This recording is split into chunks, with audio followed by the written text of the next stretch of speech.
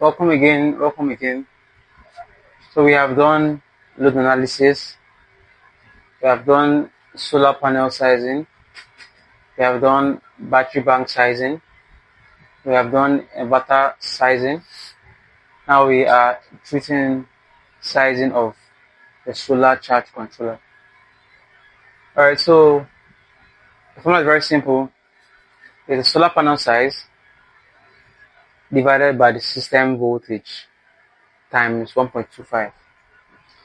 So we have already derived this, and in the battery bank sizing class, I gave guidelines for system voltage, which we already know, and 1.25 again is the tolerance level for your charge controller. So you cannot, after getting these sizes, you cannot give the specific size of controller. You need to have some tolerance for your controller so that they don't heat up and so that they don't spoil. So before we go into this, there are two types of controllers. There is PWM and there is MPPT controllers. I may not really explain so much now, but each of them have their way of calculating for the charge controller.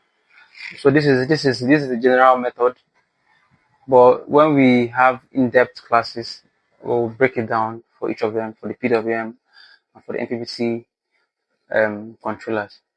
So let's get down to business. So this is simply our solar panel size is 400 watts. Then from our calculation, guidelines for our load is 12 volts. The guidelines for our load for system voltage is 12 volts.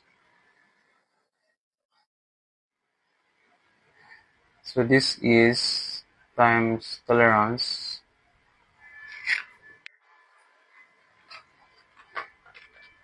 I have 400 watts divided by 12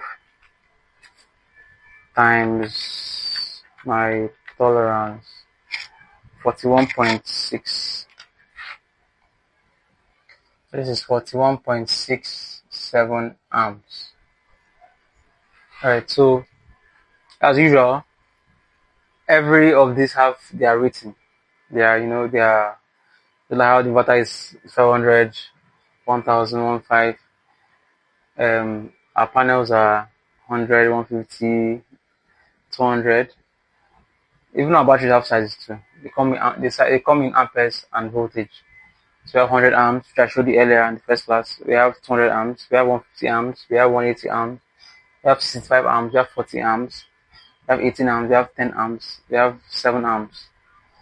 So for our controller, the minimum size mostly is there is 10 amps, there is 20, there is 30, there is 45, there is 60, there is 80, there is 100, there is 120, and controllers are rated in amps and voltage.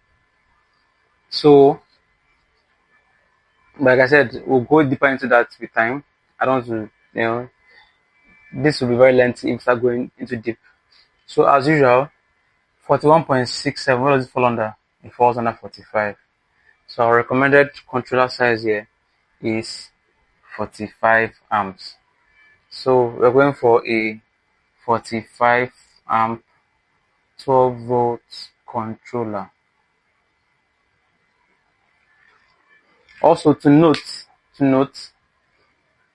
controllers, they have upper voltage limits. So just to note, the upper voltage limits, if your panels also have voltages, whenever if you check everything else is kind of linked together. Whenever there is wattage, you know that there is voltage is current. The inverter size is voltage current. Battery bank, this voltage and current. But then this also converted in wattage. panel has voltage and current, so the controller has an upper voltage limit.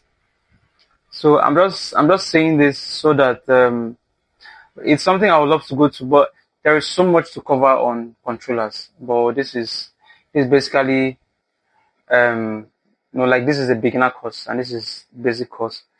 So this is basically where we can continue at. So so basically we are done with the steps. 35 steps earlier: load analysis, solar panel sizing, battery bank capacity, inverter sizing, and lastly our charge controller sizing. So in this case, this will be I will go for an MPPT controller here. MPPT controller. I told you there are two types. There is PWM and there's MPPT. In this case, I go for MPPT. And I have my reasons, which I said the controller is very in depth. So when you come in, we'll talk more on this, discuss more on this. So thank you. That'll be all for the solar charge controller.